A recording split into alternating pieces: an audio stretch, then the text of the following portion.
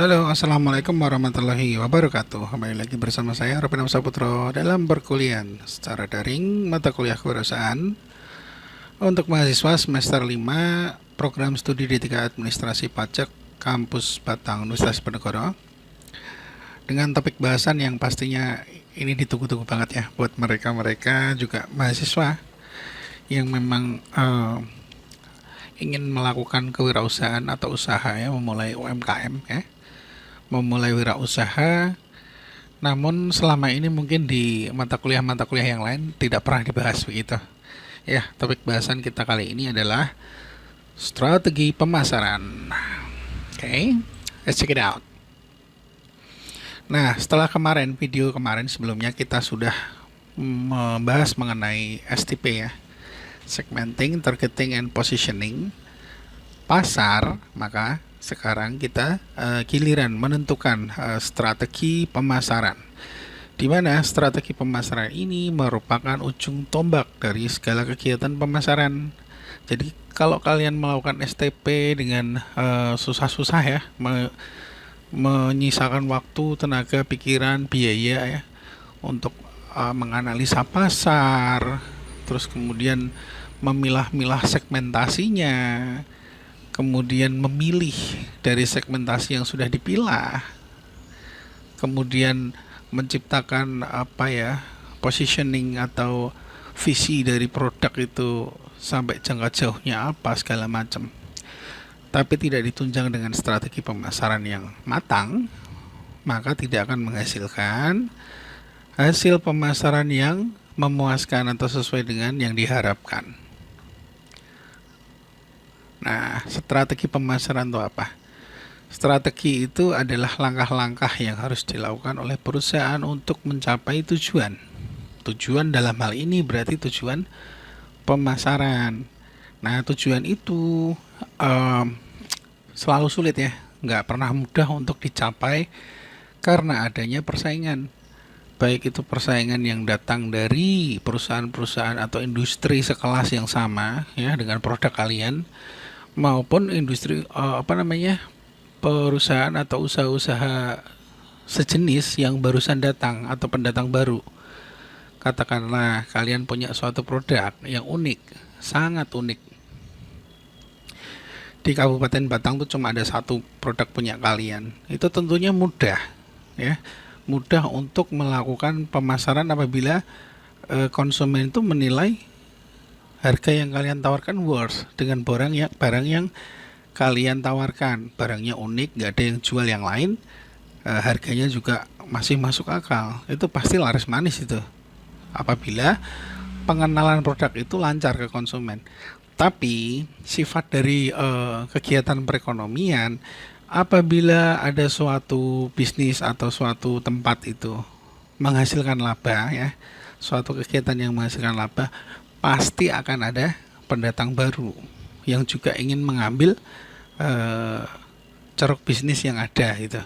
Wah, itu laku, laris itu, tiruah, kan seperti itu.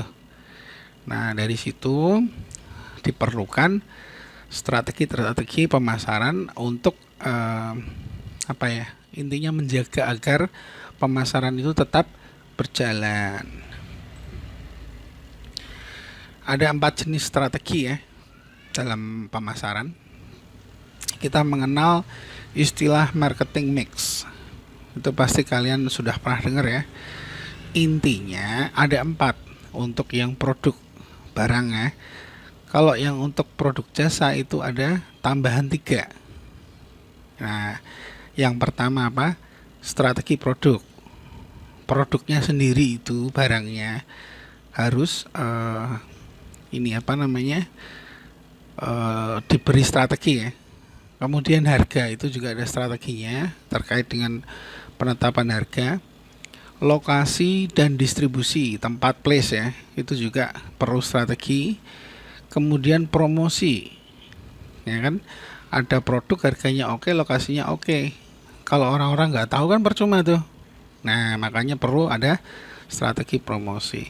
Sementara kalau yang di jasa ya, itu ada SDM atau orang, proses atau aktivitas bisnis, tampilan fisik perusahaan itu tidak kita bahas di sini. Yang kita bahas adalah marketing mix yang untuk produk barang, yang ada 4 itu.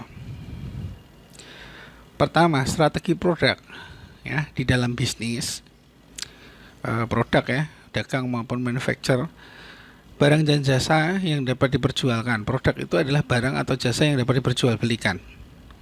Jadi dalam bisnis atau usaha itu produk adalah barang atau jasa yang dapat diperjualbelikan terhadap konsumen.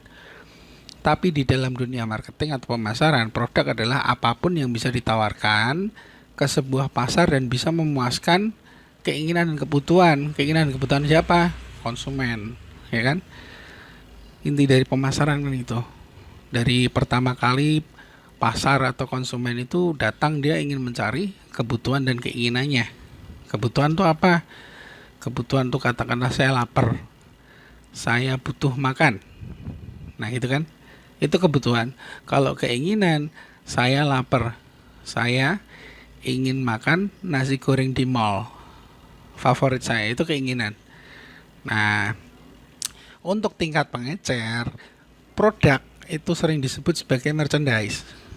Di dalam dunia manufaktur atau industri pabrik ya, produk dibeli dalam bentuk barang mentah ya, produk mentah dijual kembali dalam bentuk barang yang sudah jadi. Mentah itu bisa jadi barang mentah benar-benar mentah atau barang yang setengah jadi. Produk yang serupa barang mentah seperti metal atau hasil pertanian sering pula disebut sebagai komoditas. Jadi untuk diolah kembali seperti itu.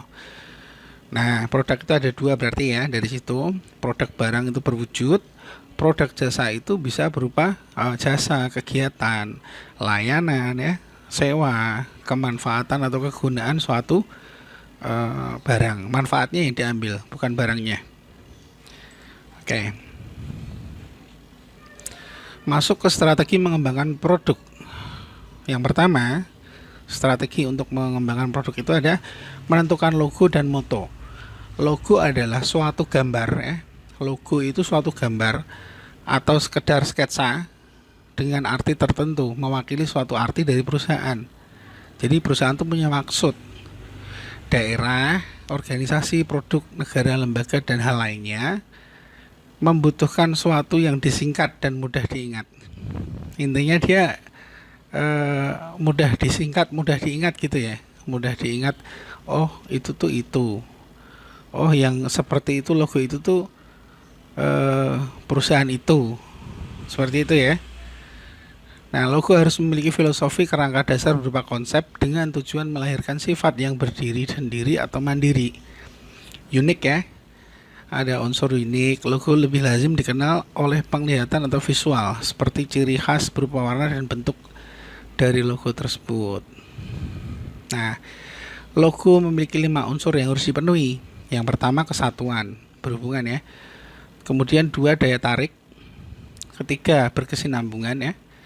Terus keempat proporsi atau enak dipandang. Kelima keseimbangan atau sama. Itu unsur yang ada di dalam sebuah logo. Nah, logo itu ada 2 guys ya. Jadi pertama yang paling sering ini tuh logo perusahaan ya.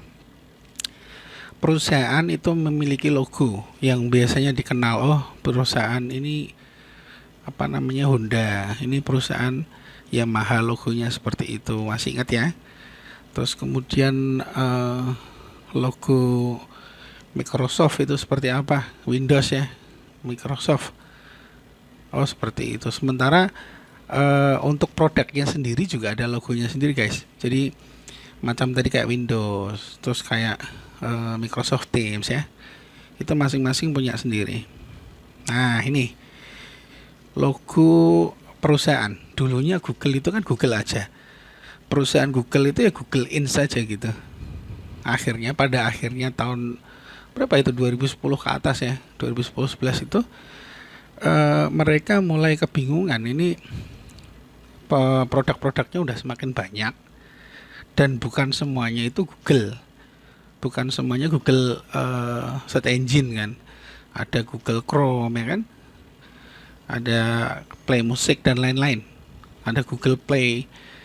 Nah itu gimana menyatukannya? Sementara yang namanya Google itu bukan nama perusahaan. Akhirnya mereka membuat grup ya, grup perusahaan namanya Alphabet, dan itu memiliki logo sendiri. Sementara dia Google juga merupakan anak perusahaan dari Alphabet itu, dan dia memiliki logo sendiri. Untuk produknya dia mungkin bisa sama antara Google perusahaan dengan Google produknya, itu logonya sama ya. Nah, seperti Chrome, Chrome itu kan ini tidak memiliki perusahaan kan. Dia hasil pengembangan dari Google. Dia memiliki logo produk sendiri. Jadi ada dua ya. Itu beda. Terus kemudian setelah menentukan logo, menentukan moto. Moto itu apa? Moto itu kalimat. Kalau logo tadi kan gambar ya, visual. Sesuatu yang bisa dilihat, ada wujudnya, ada bentuknya, ada warnanya, dan itu bikin kita tanpa baca tuh langsung tahu itu tuh perusahaan apa atau produk apa. Sementara kalau moto atau bahasa lainnya tuh, ini bahasa gaulnya sekarang tagline ya. Kalimat, frasa atau kata berbagai semboyan atau pedoman yang menggambarkan motivasi, semangat, dan tujuan dari suatu organisasi. Nah, sebagai moto yang baik itu harus memiliki syarat. Satu, memiliki arti yang positif, menarik perhatian, mudah diingat, ini penting, mudah diingat. Yang keempat, sifatnya tambahan itu merupakan breakdown dari visi misi organisasi. Jangan sampai kalian bikin moto, dia nggak ada kaitannya sama sekali dengan produk atau organisasi kalian. Paham ya? Nah, ini ada beberapa contoh moto ya dari perusahaan yang ada di Indonesia atau perusahaan yang memasarkan produknya di Indonesia. Ya, contoh motonya, satu, dari ini ya, produk teh botol sosro. Apapun makanannya, minumnya teh botol sosro. Nah, itu selalu nanti akan diulang terus di dalam promosi ya, periklanan, strategi pemasaran itu pasti diulang-ulang terus. Agar apa? Agar dikenal atau diingat dalam benak konsumen. Ketika dia makan, konsumen itu ingatnya minumnya teh botol sosro begitu. Maunya teh botol sosro begitu, ya kan? Nah, terus lagi ada aku dan kau, suka dan kau, itu kan? Dan kau atau denko ya. Aku dan kau, suka dan kau itu susu ya, susu formula untuk anak yang sangat-sangat terkenal pada zaman saya mungkin waktu kecil. Tapi kalau sekarang mungkin sudah nggak terlalu ini ya, populer ya. Udah banyak pesaing. Nah, itu juga salah satu contoh apa ya, kalah pemasaran mungkin ya. Bisa saja kalah produk, bisa juga kalah pemasaran, sehingga susu Denko itu sudah tidak setenar dulu lagi. Nah, ada lagi, ada yang lebih bagus dari hit, yang lebih mahal banyak. Nah, itu kan dia pengen mempersepsikan dalam benak ini konsumen ketika berbicara mengenai obat ini ya, nyamuk semprot itu, yang lebih bagus dari itu ada nggak sih, tanya itu. Mereka pengen memasukkan pikiran itu, ide atau kesimpulan dalam pikiran konsumen itu, nggak akan ada yang lebih bagus dari hit. Kalau yang lebih mahal banyak. Nah, itu akan selalu diulang juga dalam promosi mereka. Terus lagi ada mengatasi masalah tanpa masalah, pegadaian ya. Ada lagi apa, berapa lapis, ratusan tuh tenggo, apa namanya, makanan ini ya, wafer itu ya. Nah, terus orang pintar minum tolak angin. Nah, itu tagline saking ini ya, saking apa ya, terkenalnya orang pintar minum tolak angin ini sampai diparodikan sebagai tagline perusahaan jenis lainnya. Yang orang bejo apa itu, tahu ya? Nah, itu segitunya ingin menghilangkan tagline pesaing yang sudah berada atau masuk lebih dulu ke industri, agar mereka juga bisa meraih pasar dalam atau konsumen dalam industri tersebut. Jamu misalnya kan ya. Nah, kalau kita disuruh bikin sendiri, contohnya apa? Kemarin saya sempat bahas sweep si cake ya. Nah, itu katakanlah tagline-nya sweep si cake, menyapu boringmu atau menyapu betekmu.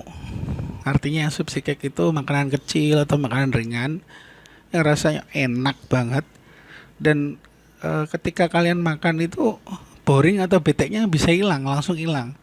Itu yang diharapkan oleh pengusaha tertanam dalam benaknya konsumen. Jadi pas mereka lagi suntuk bete makan sipsi cake gitu loh. Ngerti ya? Nah, contoh lain apa? Tax advisor ya. Tax advisor sah dan nggak susah. Nah, itu mengandung apa namanya nilai yang ingin diterapkan oleh pengusaha atau perusahaan itu terhadap benak konsumen, bahwa suatu perusahaan yang membutuhkan konsultan pajak, pakailah tax advisor. Hasil ini kalkulasinya atau hasil konsultasinya, hasil pekerjaannya dari tax advisor ini sah dan tanpa harus susah-susah seperti itu. Nah, itu akan selalu diulang-ulang dipromosikan terhadap konsumen di setiap promosi sehingga tertanam dalam benak konsumen begitu. Nah, terus kemudian setelah menciptakan logo dan merek, apa tadi logo dan moto ya, menciptakan merek.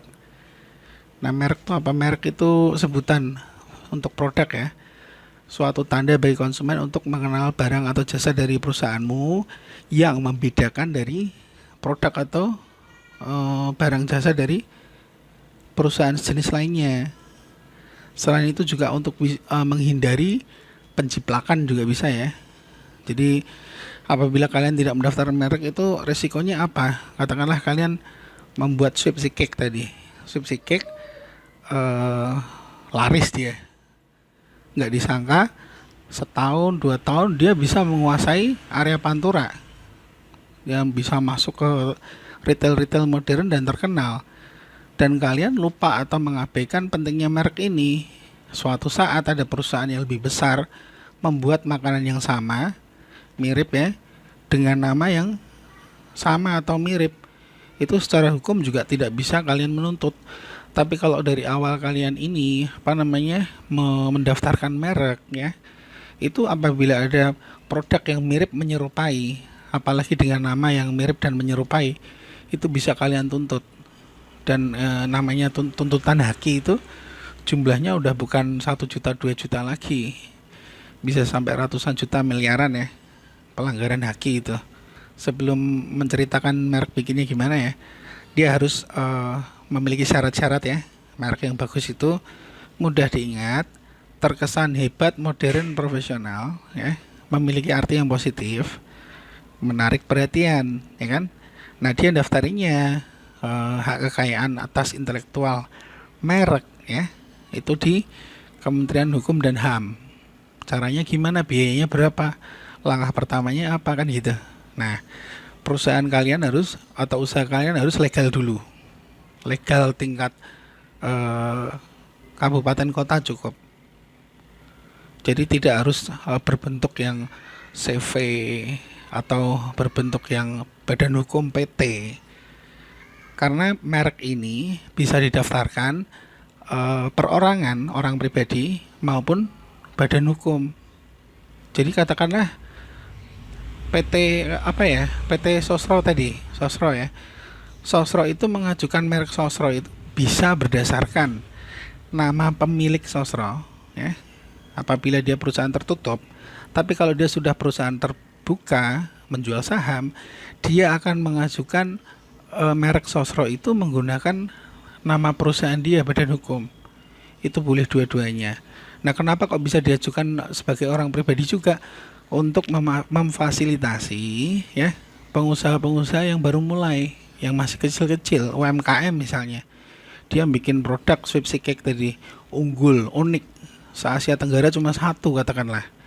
Nah, dia kan butuh kekuatan legalitas hukum kan, bahwa produknya itu komposisinya, terus kemudian bentuknya itu harus dilindungi oleh paten misalnya, juga merek. Nah, itu bisa diajukan secara pribadi. Biayanya berapa? Kalau biaya normal ya, dari proses awal sampai akhir, kalian menggunakan jasa konsultan merek misalnya, biasanya di kantor-kantor lembaga ini ya, bantuan hukum ada, atau kantor khusus memang dia manajemen merek seperti itu biayanya mencapai 10 sampai 15 juta satu merek. Ya, termasuk prosesnya. Semuanya diurusin semua, gagal ditanggung, ada yang tidak. Hanya sebagian yang kembali uangnya, misalnya gagal gitu. Nah, apabila kalian mengurus sendiri, ya, biayanya itu hanya 2 sampai 3 juta. Tapi prosesnya panjang sekali. Dari bawah tadi usahanya harus legal. Kalau sudah gitu produknya harus jelas, harus dideskripsikan dan lain-lain. Nah, kalau kalian mendapatkan surat referensi dari dinas ini ya, perekonomian perdagangan itu, dinas perekonomian perdagangan koperasi dan UMKM di Sprindakop itu, atau ada yang di beberapa kabupaten itu namanya Dindakop, karena ada dinas perekonomian itu sudah pisah dengan ini ya, dengan UMKM itu, ada yang masih gabung. Nah, itu kalau minta rekomendasi dari mereka, kalian satu merek itu harganya cuma 500.000. Enak kan? Nah, kalian daftar sendiri dari bawah, tanya-tanya nanti bisa ke mereka. Setelah itu didaftarkan, kalian direview selama 2 tahunan. Ada yang ini enggak, ada yang mengklaim tidak merek kalian sudah dimiliki oleh siapa gitu. Kalau udah 2 tahun di ACC katakanlah, keluar sertifikat mereknya, kalian berhak atas merek itu mungkin sekitar 10 tahunan atau 20 tahunan. Hanya investasi dengan sebesar 500.000. Nah, tapi kalian mendapatkan perlindungan atas usaha kalian, kan begitu. Itu penting ya merek ya. Apabila kalian UMKM-nya itu pengen naik kelas nantinya, kalau pengen hanya untuk latihan atau nggak perlu ngurusin yang sampai ke merek-merek segala ya. Nah, sebagai lulusan Undip kan nggak mau tuh dianggap itu UMKM-nya UMKM-an gitu, nggak mau kan. Tentunya pengen punya usaha yang dia tuh dari awalnya legal gitu, legal dan terproteksi, ya kan. Nah, dari situ misalnya pun kalian membuat UMKM, buatlah yang beda dari yang dibuat orang-orang lain, bisa ya. Nah, nanti kalau ada ini pengen konsul sesuatu bisa ngontak saya. Next, menciptakan kemasan ya. Kemasan merupakan pembungkus suatu produk yang bisa menjadi keunggulan tambahan produk. Nah, ciri-cirinya apa yang bagus ya? Kualitas kemasan tidak mudah rusak ya. Bentuk, ukuran, dimensi, desain menarik. Terus kemudian warnanya juga menarik, termasuk gambarnya ya. Dan dia mematuhi tren peraturan. Tren peraturan hari gini kan ini ya, udah mulai mengurangi penggunaan plastik ya. Nah, kalau misalnya kalian kayak tadi subsidi cake makanan ringan, kalau bisa nggak pakai plastik ya nggak usah pakai plastik. Katakanlah pakai box kertas itu, ya kan? Loh Pak, kalau box kertas kan nanti masih dimasukin ke plastik juga, enggak. Bikin desain sendiri kotaknya, ya. Kotaknya bikin desain sendiri yang ada itu handle-nya. Jadi bisa diangkut dari kertas itu langsung. Tas kertas gitu. Nah, itu desainnya, desain kemasan itu juga bisa didaftarkan ke HAKI tadi, hak kekayaan intelektual. Jadi tidak bisa ditiru oleh perusahaan lain atau usaha lain. Nah, next, label. Sesuatu yang melekat pada produk dan merupakan bagian dari kemasan. Dia menginformasikan mengenai produk itu ya. Jadi isinya siapa yang buat, di mana membuatnya, kapan dibuat, cara penggunaannya gimana, komposisi misalnya makanan itu komposisinya apa aja. Terus kemudian waktu kadaluarsa juga ditampilkan. Kenapa ini penting? Informasi ini pasti dibaca oleh konsumen ya. Semakin lengkap informasi yang ditampilkan, semakin konsumen yakin. Dan ini nanti hubungannya sama citra branding kalian. Jadi konsumen kalau sudah percaya dengan suatu brand, itu mahal pun dibeli. Dia memiliki elastisitas permintaan yang inelastis. Dalam arti harganya kamu naikin sedikit, kalau mereka udah suka ya udah sih dibeli aja gitu. Kecuali kalau naiknya banyak, mungkin beda cerita kan gitu. Ini ada satu lagi sebenarnya, yang kelima adalah sertifikasi ya. Nggak tahu nih hilang kemana. Sertifikasi itu berkaitan dengan apa ya? Sertifikasi produk tersebut yang diakui oleh lembaga lain. Katakanlah apa contohnya? Sertifikasi halal, ya kan? Mungkin sekarang udah hampir ditiadakan, tapi itu contoh aja. Lalu apa? Lolos BPOM, ya, ujian BPOM. Terus kemudian apa? Dia menggunakan bahan yang minim zat kimia, ya, tidak menggunakan pewarna yang berlebih misalnya. Itu ada sertifikasinya. Terus kemudian dia menggunakan bahan yang organik katakanlah. Jadi sama-sama bahan makanan, tapi ada bahan makanan yang tidak menggunakan katakanlah apa itu insektisida, ya kan? Beras organik macam itu harus ditampilkan karena itu sebuah keunggulan untuk suatu produk. Bisa dipahami ya. Oke, next, strategi produk selesai. Sekarang kita masuk ke strategi harga. Harga adalah suatu nilai tukar yang bisa disamakan dengan uang atau barang lain untuk manfaat yang diperoleh dari suatu barang atau jasa bagi konsumen ya, seseorang atau kelompok pada waktu tertentu, tempat tertentu. Nah, penentuan harga itu harus disesuaikan dengan tujuan perusahaan. Ini tujuan secara umum ya. Yang pertama untuk bertahan hidup. Harga dengan tujuan untuk bertahan hidup tuh biasanya semurah mungkin. Yang penting masih untung dan artinya dia cepat laku kan, murah, ya kan? Kemudian memaksimalkan laba, itu kondusif melihat pasar ya. Kalau pasar misalnya memang jarang barang tersebut, kalian bisa pasang harga tinggi. Pesaingnya lemah, bisa pasang harga tinggi. Tapi kalau persaingan lagi banyak, otomatis harus diturunkan harganya. Terus tujuan ketiga, memperbesar market share. Itu untuk memperbesar jumlah pelanggan atau luasnya cakupan pelanggan ya. Yang ini yang diterapkan strateginya harganya murah. Terus yang keempat, kombinasi produk dan pelayanan. Jadi kalian menjual produk, tapi ditambah satu ada fasilitas pelayanannya yang maksimal ya. Itu biasanya bisa mahal karena ada add value di situ. Terus next, harga produk unik, mewah atau superior itu biasanya dia mahal ya. Apa misalnya Harley Davidson, ya, Lamborghini, mobil antik, uang antik itu kan mahal semua. Terus harga sudah ditetapkan, sekarang kita apa aja yang dilakuin? Ada 3 ya. Yang pertama penyesuaian harga, itu kondisional melihat praktik bisnis yang sedang dijalani. Penentuan harga yang disesuaikan harus melihat tujuan penyesuaian harga. Kenapa harga itu harus disesuaikan? Itu harus dilihat sehingga memaksimalkan usaha atau penjualan. Nah, modifikasi harga itu ada macam-macam jenisnya, tujuannya. 1, menurut pelanggan. Kita melihat pelanggannya itu harus disesuaikan harganya, nggak sama. Itu namanya diskriminasi harga. Contohnya diskriminasi harga PLN. Untuk listrik yang di rumah tangga ya, dengan listrik yang untuk bisnis itu harga per kWh-nya beda. Belum lagi listrik sama-sama rumah tangga, tapi yang satunya di tengah kota, yang satunya di pinggir laut misalnya, itu juga harga per kWh-nya beda. Bisa dipahami ya. Atau harga termurah untuk yang loyal dengan saldo belanja minimal sekian. Jadi penentuan harga berdasarkan tingkat loyalitas konsumen.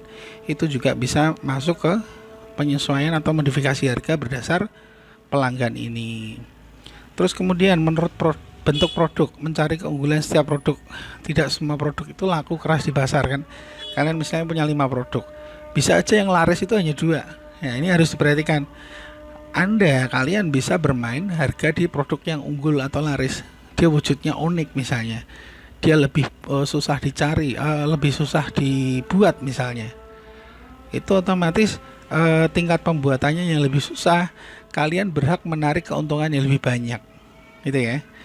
Nah, terus lagi yang ketiga, menurut tempat. Harga ditentukan berdasarkan tempat karena masing-masing lokasi memiliki daya beli yang beda-beda. Ya kan? Kalian jual batik ya, batik Pekalongan. Harganya satu potong katakanlah 70.000. kalian jual ke katakanlah mana ya, Semarang ya, Semarang, kalian ambil untungnya sampai 170.000, dijual 200.000 katakanlah, laris kan. Coba dinaikin jadi 250, mereka bakal cari batik lain. Tapi 70.000 itu dijual di mall Jakarta sana, itu bisa kalian dijual harga 700.000, 800.000, mungkin bisa melihat kualitas dari batik itu sendiri, apakah cocok atau tidak gitu loh. Jadi jangan disamakan antara harga Semarang dengan Jakarta karena beda. Selain itu juga dia menentukan, mempertimbangkan aspek online atau offline dari ongkir juga ya, dari tempat ini. Jadi kalau kalian memang menjualnya secara ini ya, online, tidak membutuhkan kontrak tempat, kontrak toko, tidak membutuhkan sewa los di mall misalnya, ya tentunya harga kalian tidak boleh terlalu tinggi kalau pengen usahanya itu langgeng kan gitu. Lah mereka yang di mall kenapa harganya mahal? Mereka nanggung biaya mall, ya kan? Sewanya per bulan berapa? Puluhan juta itu. Nah, dibebankan kepada konsumen. Terus kemudian penyesuaian harga menurut waktu. Harga diberikan berdasarkan masa tertentu, misalnya diskon 20% untuk hari Jumat. Ya, kata dia muslim karena dia pengen ini ya, Friday berkah gitu, kasih 20%. Tapi di usaha hari-hari ketika sepi, katakanlah Senin Selasa itu kan sepi, dia kasih diskon 10% ya. Nanti Rabu Kamis Jumat dia, Rabu Kamis biasa lagi, Jumat Minggu dia biasa lagi, Sabtu Minggu dia harga normal lagi. Atau diskon 25% seragam sekolah ya, di masa bukan tahun ajaran baru, untuk menghabiskan stok katakanlah. Jadi jangan menyimpan itu, ini seragamku udah nggak tahun ajaran baru nih, nggak laku itu, nggak apa-apalah buat tahun depan. Salah. Yang ada jual, biar ini stoknya baru lagi nanti pas tahun ajaran baru kan gitu. Jangan menahan produk selama mungkin, karena itu ada penyusutan kan gitu. Nah, penetapan harga produk baru ada dua ya, market skimming pricing ya, tinggi atau mahal karena produk berkualitas. Yang kedua market penetration pricing, dia awal-awal mau masuk ke pasar, harganya pasti murah agar bisa bersaing dengan produk-produk lama. Ini untuk harga sudah dibahas ya sama Pak ini ya, Pak Suryono ya. Rumusnya seperti ini, saya nggak akan membahas lebih panjang lagi karena topiknya masih panjang ini bahasanya. Nah, setelah strategi tadi apa, produk, terus kemudian harga, sekarang tempat dan distribusi. Ya kan? Kenapa tempat dan distribusi? Kenapa nggak tempat aja? Kenapa nggak distribusi aja? Nah, ternyata perkembangannya manajemen sekarang yang namanya tempat itu sudah bukan hanya tempat saja, tapi juga termasuk fungsi distribusinya. Kalau tempat-tempat aja nggak ada fungsi distribusi, dia akan tidak optimal ya. Secara tempat itu adalah ya, fisik yang berkaitan dengan pengalihan kepemilikan produk dari produsen ke pelanggan, tempatnya aja. Tapi pengelolaan lain-lain yang berkaitan dengan fungsi suatu manajemen pemasaran itu disebutnya masuk ke distribusi, cara perusahaan menyalurkan barangnya. Ini merupakan perkembangan dari tempat. Jadi ketika kita ngomongin distribusi, sebenarnya itu juga di dalamnya menyangkut tempat itu. Nah, secara tempat individual tempat itu apa? Kita nyarinya yang strategis, rame ya. Kita nggak ngelihat dari sektor keuangan dulu nih.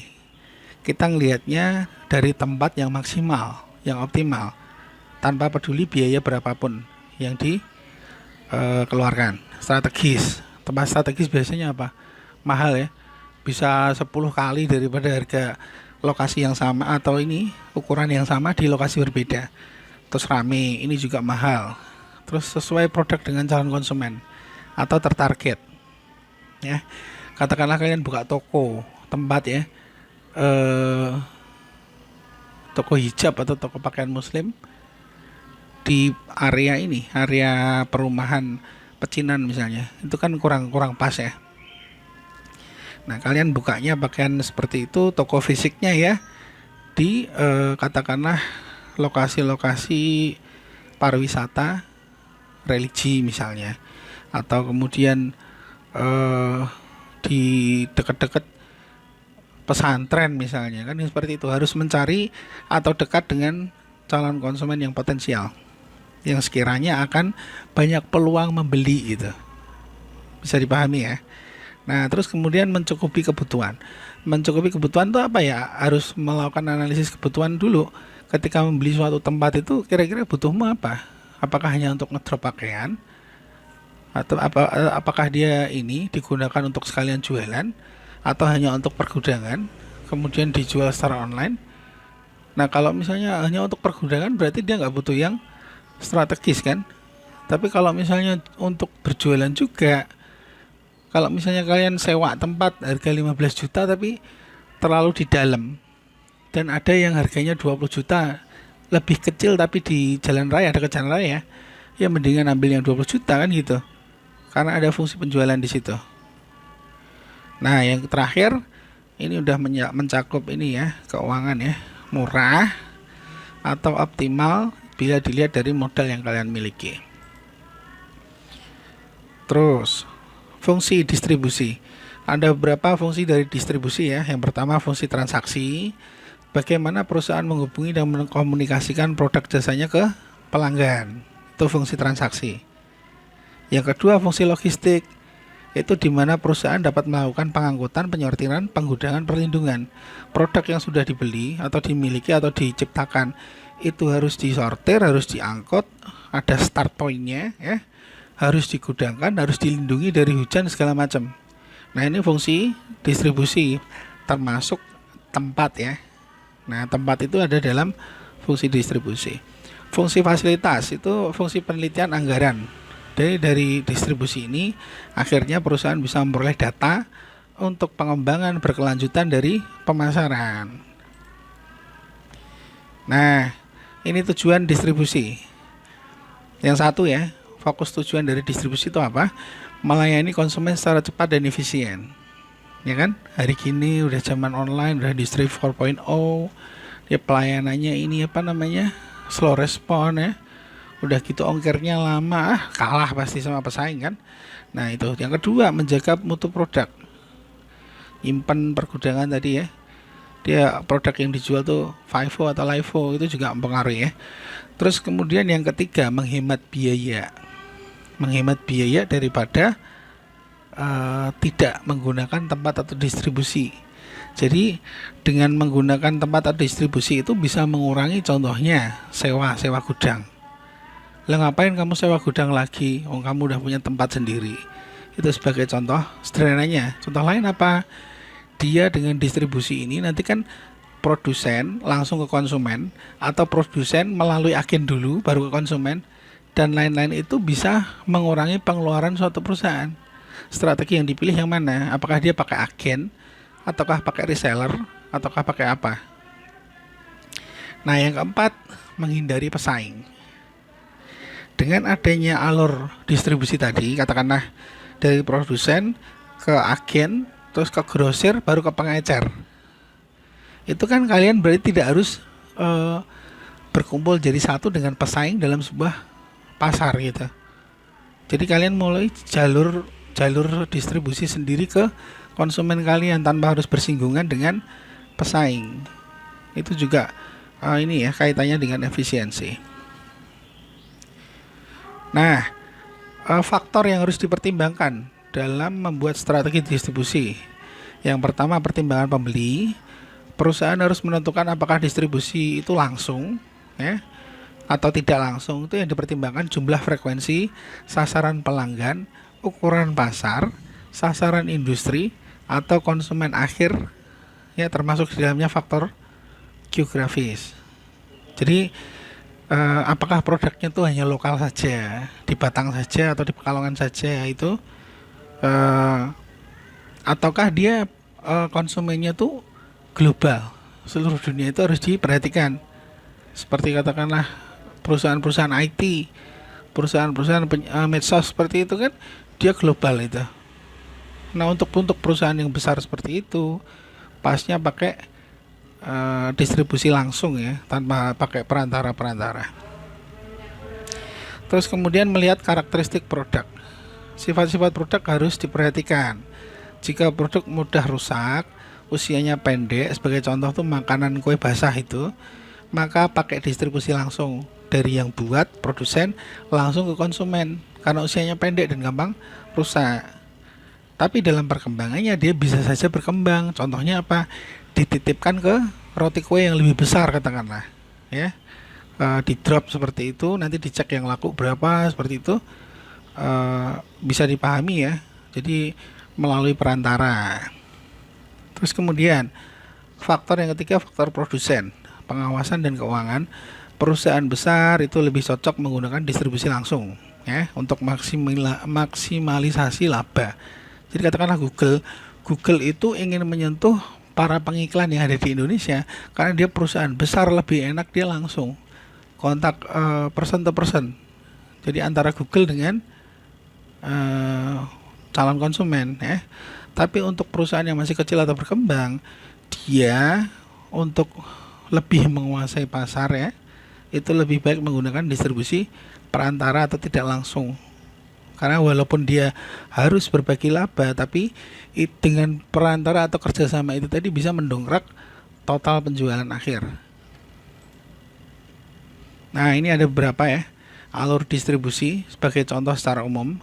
Yang pertama itu distribusi produsen terhadap pasar atau konsumen akhir, pengguna akhir, langsung dikonsumsi ya, bukan untuk dijual lagi. Itu ada yang pertama produsen langsung konsumen, produsen melalui pengecer lalu konsumen. Ada produsen lewat agen tunggal, lewat pengecer baru ke konsumen ya, dan seterusnya. Banyak ya kayak gini ya di Indonesia.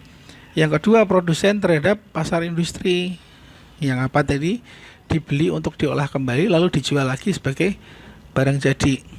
Produsen komoditas ya, langsung ke pemakai barang industri perusahaan ya. Atau produsen pemakai barang industri tapi melalui dealer ya. Produsen ke pemakai barang industri tapi melalui agen dulu, kemudian ke dealer dulu, baru ke pemakai industri yang mau menggunakan komoditas itu. Itu salah satu beberapa contoh ya, beberapa contoh yang alur distribusi. Nah, kita masuk yang topik terakhir, promosi ya. Konsumen itu tidak akan pernah tahu produk suatu organisasi dengan sendirinya ya, nggak akan pernah ngerti. Hanya sedikit yang kebetulan lewat di depan pabriknya, oh ternyata punya produk baru itu. Nah, kalau produknya pangsa pasarnya besar tapi tidak menggunakan promosi, ya konsumen tidak akan pernah tahu kan begitu. Perusahaan berusaha mengenalkan produk ke konsumen baik secara langsung maupun tidak langsung ya, menggunakan promosi. Nah, ada 4 jenis promosi secara umum. Yang pertama itu ada periklanan, iklan ya. Yang kedua sales promotion atau promosi penjualan. Yang keempat itu publisitas. Yang ketiga ya, dan yang keempat penjualan pribadi. Namun secara umum yang akan kita bahas itu yang paling ini ya, terkenal ya, yang paling sering dilakukan adalah iklan dan promosi penjualan. Oke, masuk ke iklan. Ada beberapa jenis iklan yang bisa dipilih suatu perusahaan dalam mengenalkan produknya. Pertama, dia bisa melakukan pemasangan billboard, spanduk, umbul-umbul di tempat strategis. Ya, ini mahal sekali biayanya ya. Bisa ratusan juta sampai miliaran, mungkin ratusan miliar per tahun. Sangat mahal sekali. Namanya retribusi iklan ya. Itu bayar biayanya ke negara dan mahal sekali. Jadi yang masang-masang spanduk billboard itu mereka nggak sembarangan ya. Pasti ada kalkulasi bisnisnya. Dari masang iklan di sana biayanya segini, saya mengalami peningkatan penjualan segini. Masuk nggak? Kalau masuk baru dilakuin. Karena biayanya mahal, nggak bisa dipakai sesuka hati. Nah, terus apa? Membuat brosur, pamflet, leaflet, katalog ya untuk dibagikan ke konsumen potensial. Konsumen potensial itu apa? Konsumen yang belum beli tapi ada peluang untuk beli. Ya. Kalau kamu nawarin tadi hijab ke orang berhijab kan, itu konsumen potensial, ya. Tapi kalau kamu misalnya nawarin apa rokok ke anak SD, nggak potensial kan gitu.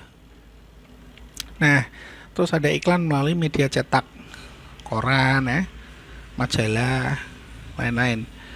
Dan yang keempat ini yang paling kekinian ini, iklan melalui media elektronik, ya, TV, radio mungkin sudah ditinggalkan, menggunakan internet, Google Ads, ya, FB Ads, Internet Ads itu yang sedang-sedang ini ya, paling banyak dipakai karena dia menggunakan teknologi yang jauh lebih unggul daripada iklan-iklan yang lain ini. Jadi iklan-iklan yang lain ini ya mereka sifatnya kan pasif tuh, nggak akan bisa gerak kalau nggak digerakin orangnya. Sementara menggunakan iklan-iklan yang di internet itu, iklan bisa mencari customer potensial sendiri, ya, melalui algoritma dan lain-lain. Mereka menggunakan big data itu bisa mengerti iklanmu tentang hijab itu, dia akan nyari orang-orang yang berhijab tuh bisa. Iklan ini hanya ditampilkan kepada mahasiswa angkatan 2018 yang cewek dan berhijab. Hanya ke mereka saja, itu bisa disetting seperti itu melalui settingan Google Ads atau FB Ads itu ya. Dan dia bayarnya tidak per tahun tapi per muncul. Setiap muncul berapa atau setiap diklik berapa. Namanya kalau istilahnya di dunia pemasaran ini ya, marketing online tuh CTR, click through rate. Jadi suatu iklan tampil pada customer potensial itu muncul berapa kali, dan setelah muncul berapa kali itu berapa kali yang diklik. Nah, yang orang-orang yang ngeklik itu dari katakanlah iklannya muncul 1000 kali, ya. Terus customer itu yang ngeklik ada 80 orang diklik masuk. Dari yang 80 itu ternyata yang terkonversi menjadi membeli beneran, ya, tertarik untuk membeli 8 orang. Itu udah ada rumusnya semua itu kayak gitu di periklanan Google, FB maupun internet lain. Jadi mereka yang paham mengenai periklanan itu udah nggak mau menggunakan jenis iklan lain. Mereka pasti pakainya yang dari internet karena bisa bisa dikontrol, bahkan bisa dilihat performa iklannya per butir iklan per hari itu bisa dilihat semua. Itu ya, nanti kalau pengen belajar lebih mengenai Google Ads ya dan lain-lain itu bisa kontak-kontak sama saya, gratis semua untuk mahasiswa ya. Nah, next, tujuan iklan. Tujuan iklan itu untuk apa sih? Yang pertama, dia memperkenalkan produk baru, ya, masuk akal. Mengingatkan kembali produk-produk perusahaan kepada konsumen lama. Mengingatkan kembali kata kuncinya. Terus kemudian menjaring konsumen baru yang belum dikuasai. Mempengaruhi konsumen agar pindah ke produk kita yang masih pakai produk kompetitor. Kita menampilkan di iklan keunggulan kita tuh apa? Misalnya air minum apa itu. Nah kan ada kasus air mineral yang lama itu terkenal, dia dibajak. Nah kalau yang ini yang baru iklannya, kita segelnya ini loh 3 kali 4 kali loh, atau berapa kali gitu, sehingga nanti dibajak. Itu kan dalam rangka apa? Dia memindahkan dari customer yang mungkin mengalami trauma karena pembajakan air mineral tadi agar pindah ke air minum yang lebih aman, seperti itu. Terus apa yang terakhir, mengkomunikasikan info lain terkait produk, ya diskon lah, ya bonus lah, ya apa namanya, intinya untuk meningkatkan penjualan. Nah, ini ada beberapa pertimbangan ya dalam memilih media iklan. Yang pertama, jangkauan media ya. Dia iklannya tuh hanya bersifat lokal, nasional, atau sampai mana, internasional juga enggak. Nah, itu melihat produk kalian. Produk kalian sekarang butuh jangkauan seberapa. Katakanlah kalian jual bakso. Nah, jual bakso kalau kalian pasang iklannya di TV ya, di TV jangkauannya nasional, ya nggak pas, nggak efisien, buang-buang uang kan. Nah, yang lebih pas apa? Kalian kan berarti menyasarnya kan pembeli dari Kabupaten Batang aja tuh. Katakanlah kalian di Batang bikin bakso, berarti kalian menggunakannya apa? Menggunakannya radio, satu radio lokal ya. Karena orang-orang yang berada di nasional di Jakarta nggak mungkin beli bakso kalian kan, nggak ini ya, kejauhan ya.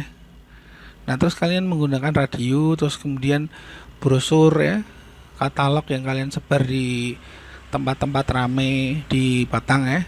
Terus kemudian menggunakan Facebook Ads katakanlah atau Google Ads, memang menyasar area Batang Pekalongan, di setting seperti itu eh, dana yang dikeluarkan atas periklanan semua itu harus dikalkulasi dan harus menghasilkan penjualan yang sesuai target gitu ya. Nah, katakanlah kemudian kalian bikin pabrik di Jakarta dengan lingkup luas, katakanlah apa ya, se-Indonesia gitu. Area kalian Sumatera, terus kemudian Jawa, Bali, Nusa Tenggara, Kalimantan, Sulawesi, Irian semuanya. Itu kalau kalian menggunakan radio satu-satu gitu ya nggak efisien juga ya. Menggunakannya apa? TV, billboard katakanlah ya. Tapi biayanya ini ya terlalu besar. Makanya zaman sekarang pada lebih milih beriklan melalui internet karena semua orang kan sekarang sudah jajetan semua tuh ya, nggak bisa tidur yang dipegang handphone, kuliah boring yang dipegang handphone, bahkan sekarang kuliah pun yang kalian pegang handphone tuh, bukan laptop ya kan. Nah, sambil yang tab sebelahnya buka apa kan gitu. Nah, itu kan ini peluang yang besar sekali ya. Kemudian yang kedua, sasaran konsumen yang dituju, dia laki-laki, perempuan, anak-anak, atau mahasiswa misalnya. Itu harus sesuai. Kalau di dunia internet marketing ya, itu namanya customer yang tertarget. Seperti contoh hijab tadi. Kalian nawarin hijab ke bapak-bapak. Itu kan stupid marketing. Tapi dari situ nanti kalian akan belajar sendiri. Cuma lebih enak kalau kalian tahu ilmunya dulu ya. Semakin tertarget suatu pasar atau customer, itu semakin besar konversi dia dari periklanan menuju ke aksi pembelian nyata. Nah, itu pintar-pintarnya kalian milih menu di ini ya, di panelnya Google Ads itu. Kalian menyasar siapa? Katakanlah kalian menyasar mahasiswa-mahasiswa yang berkerudung karena pengen jualan hijab gitu. Tapi hijabnya harganya berapa? 300-400 ribuan ya. Salah berarti. Kalian ngincernya ke orang-orang yang udah kerja. Kan mahasiswa duitnya terbatas tuh. Masih minta kan? Masih minta sama orang tua. Kecuali kalau kalian jualnya itu pakaian muslim atau hijab-hijab itu yang harganya mungkin masih di bawah 100 ribu. Itu cocok mungkin milih yang seperti itu tadi. Nah, perlu ini ya, melihat sasaran konsumen yang tuju. Ini kalau di TV, di radio nggak bisa milih kayak gitu. Paham ya? Bisanya pakai panel-panel yang internet ads kayak gitu tadi. Terus kemudian besarnya biaya yang dikeluarkan. Nah, ini juga lucu nih. Jadi kalau di TV atau radio atau media lain itu kalian dipatok harga per tahun ya. Per tahun segini, belum nanti pajaknya, belum lain-lainnya ya. Itu tidak peduli walaupun dia nggak ada yang lewat. Memang sih walaupun rame, semakin rame dia harganya semakin mahal. Tapi kan orang sebenarnya yang liatin billboard kayak gitu ya, itu berapa orang sih zaman sekarang loh, ya kan? Sementara di internet itu bayarnya tuh hanya ketika dia ditampilkan di customer. Kalau dia nggak ditampilkan, walaupun tuh iklan dipasang berapa tahun juga nggak akan dikenakan biaya. Jadi kalian di internet ads itu bisa membatasi, hari ini saya pengen iklan hijab saya pengen ditampilkan ke wanita-wanita muslim yang sudah kerja ya, sehari 10.000 kali aja.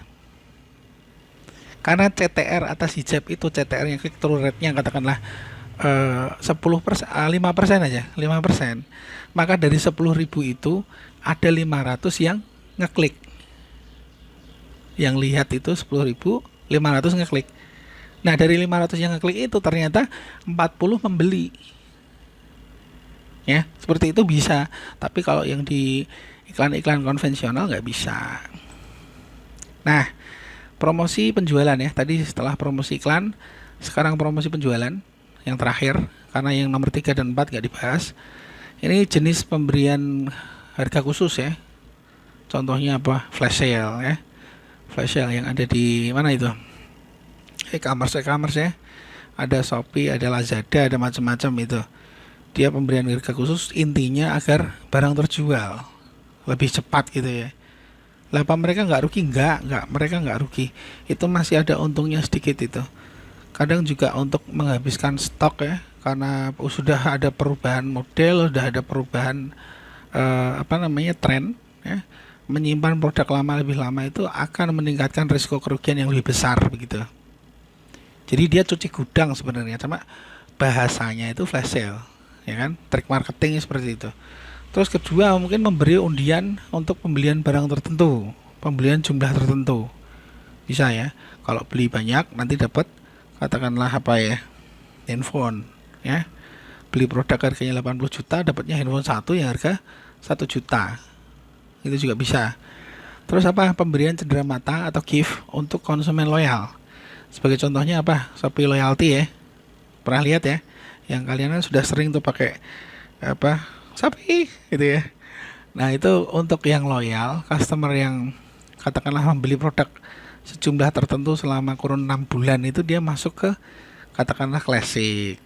Nanti dia masuk ke silver meningkat atau dia masuk ke gold atau masuk ke platinum. Itu mereka nanti akan mendapatkan hak yang beda-beda berdasarkan level dari customer atau usernya itu. Itu juga bentuk dari promosi penjualan. Karena ketika customer itu sudah mendapatkan katakanlah platinum, udah tinggi, dapat fasilitas gratis ongkirnya tuh misalnya ya. Setiap beli dapat gratis ongkir semua, dia bakal ini. Sayang kan kalau levelnya turun dari platinum ke silver atau ke classic gitu kan. Akhirnya dia terpancing untuk beli terus.